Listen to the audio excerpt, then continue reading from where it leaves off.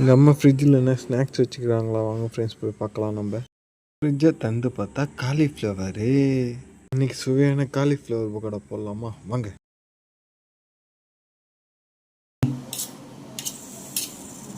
Cauliflower first cut பண்ணலாமா. First தண்டை மட்டும் கட் பண்ணி எடுத்துடணும். ஈஸியாக நம்ம கையாலே காலிஃப்ளவரை குட்டி குட்டியாக சிக்கன் பக்கோடா போடுற மாரி குட்டி குட்டியாக கட் பண்ணி போட்டுக்கலாமா, வாங்க.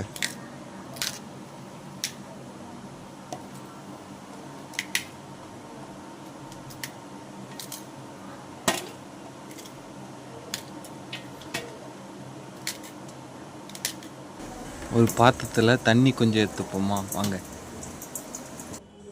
கேஸ் ஆன் பண்ணிப்போமா, வாங்க. நம்ம தண்ணி ஃபில் பண்ணல, அந்த வானலில் வைக்கணும் ஃப்ரெண்ட்ஸ். அந்த தண்ணியில் கொஞ்சம் மஞ்சள்தூள் ஆட் பண்ணிப்போம் ஃப்ரெண்ட்ஸ். தண்ணி கொதி வந்தோடனே காலிஃப்ளவர் போட்டுக்கணும் ஃப்ரெண்ட்ஸ், வாங்க.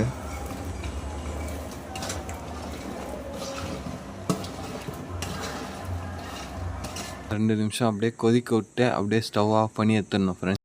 தண்ணியிலேருந்து காலிஃப்ளவர் மட்டும் தனியாக வடிகட்டி எடுத்துக்கணும் ஃப்ரெண்ட்ஸ். ஒரு காலிஃப்ளவர் பூவுக்கு மசாலா அளவு சொல்கிறேன் ஃப்ரெண்ட்ஸ், நோட் பண்ணிக்கிங்க. சோள மாவு ஒரு 50 கிராம், பச்சை அரிசி மாவு 50 gram, chicken 65 masala 10 gram,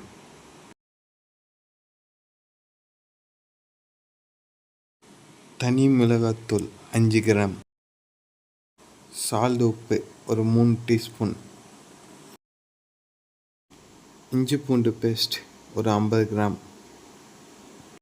pepper தூள் ஒரு 5 கிராம். ஃபைனல் டச்சா கருவேப்பிலை கொஞ்சம் போட்டுப்போம் ஃப்ரெண்ட்ஸ். லைட்டாக தண்ணி ஊற்றி நம்ம போட்ட மசாலாவை நல்லா மிக்ஸ் பண்ணிப்போம் ஃப்ரெண்ட்ஸ். பண்ணிட்டோடனே தட்டை போட்டு மூடி 1 ஹவர் அப்படியே ஊற வைக்கணும் ஃப்ரெண்ட்ஸ். 1 மணி நேரம் நல்லா ஊறிட்டு ஃப்ரெண்ட்ஸ், வாங்க திறந்து பார்க்கலாம். மசாலா வந்து நல்லா செட் ஆகிட்டு ஃப்ரெண்ட்ஸ்.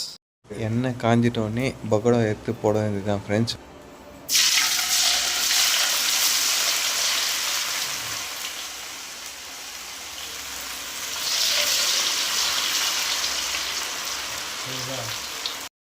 நல்லா கிறிஸ்பியாக ஆகிற வரைக்கும் வறுக்கணும் ஃப்ரெண்ட்ஸ்.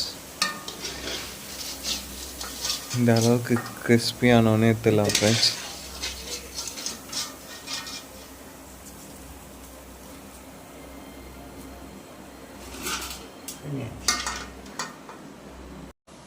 பார்க்கும்போதே நாக்கிலேருந்து எச்சு ஊற்றுதே, ஒன்று எடுத்து டேஸ்ட் பண்ணி பார்ப்போம், வாங்க.